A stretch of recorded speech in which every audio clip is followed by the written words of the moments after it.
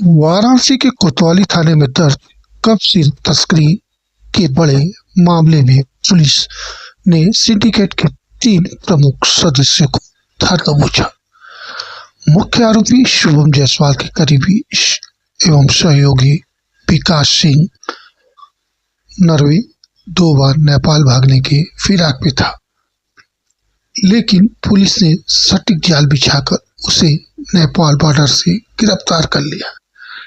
गिरफ्तार अन्य 2 अभियुक्त आकाश पाठक उर्फ लल्लू और अंकित श्रीवास्तव।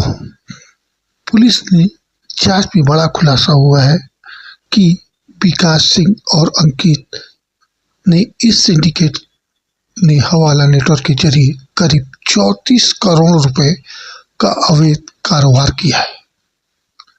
आकाश पाठक उर्फ लल्लू पूरे कारोबार का हिसाब रखता था और लेन देन की जिम्मेदारी को भी संभालता था। गिरफ्तार अभियुक्त के तार कई राज्यों तक फैले हुए हैं।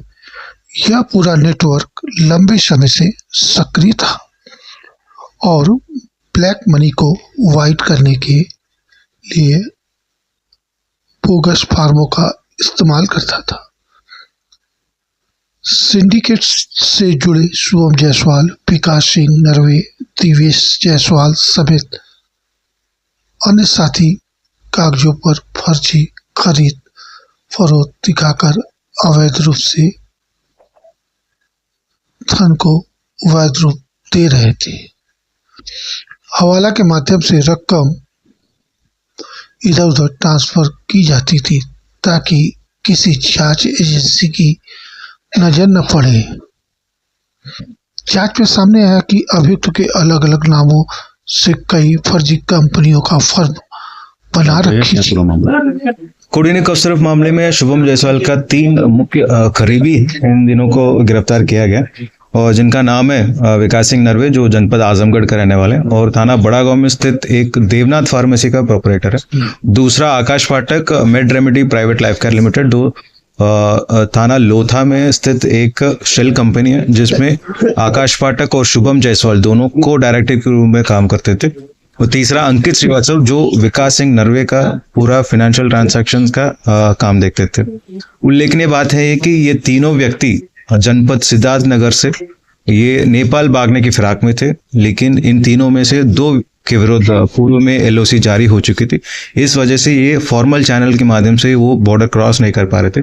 ये भी ज्ञात हुआ कि विगत 3 दिन में 2 बार इन्होंने नेपाल भागने के लिए अटेम्प्ट किए, लेकिन उसमें सफलता नहीं प्राप्त हुई इन तीनों को। और इन तीनों के बारे में सूचना प्राप्त होते ही तत्काल थाना कोतवाली द्वारा इनको नेपाल बॉर्डर से 5 किलोमीटर की दूरी से पहले ही इनको गिरफ्तार करके आज इनको जेल भेजा जा रहा है। पूछताछ में कुछ संपत्ति के बारे में भी जो जानकारी प्राप्त हुई और इन अवैध संपत्ति के विरुद्ध 107 बीएनएस और 68F एनडीपीएस एक्ट के तहत भी कार्रवाई सुनिश्चित की जाएगी। विकास शुभम का काफी करीबी बताया जा रहा है, ऐसे में अब तक क्या चीजें सामने आई है? कुल कितनी शीशियों का डाइवर्ट किया गया था और कितने की लेन देन हुई थी? इन तीनों में व्यक्ति में से जो विकास सिंह नरवे हैं अब तक लगभग 6 लाख कोडिनिक अवसर पोर्टल का खरीदारी की है शुभम जायसवाल से, जिसका अनुमानित कीमत है लगभग 17 करोड़ का है। और दूसरा आकाश पाठक जो made remedy private life care limited में को डायरेक्टर के रूप में काम करते थे और इनको अनुभव प्रमाण पत्र और जितने भी फाइनेंशियल ट्रांजैक्शन से ये दोनों साथ में करते थे। और अंकित श्रीवास्तव भी विकास सिंह के लिए एक सहयोग के रूप में काम करते थे। हवाले के जरिए में पैसों का लेन देन होता था या क्या? पूछताछ में यह ज्ञात हुआ कि ये जो रांची से वाराणसी जो कोडिनिक अवसर को यहाँ बेचना बताया जा रहा है, वो पूछताछ में यह ज्ञात हुआ कि वो माल यहाँ तक पहुँचता ही नहीं और सीधा रांची से वेस्ट बंगाल और त्रिपुरा के माध्यम रास्ते से बांग्लादेश की तरफ भेजा जाता था।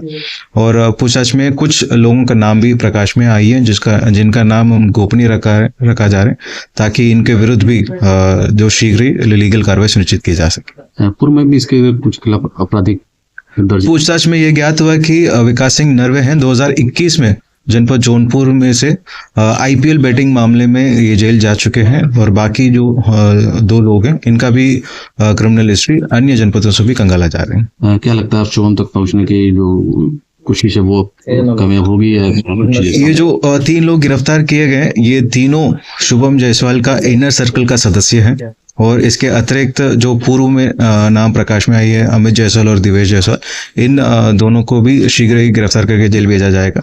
और साथ ही साथ ये भी उल्लेखनीय बात है कि शुभम जायसवाल के विरुद्ध एनबीडब्ल्यू भी जारी हो चुके हैं और शीघ्र ही रेड कॉर्नर नोटिस के माध्यम से ये इनको एक्स्ट्राडिशन की कार्रवाई सुनिश्चित की जाएगी।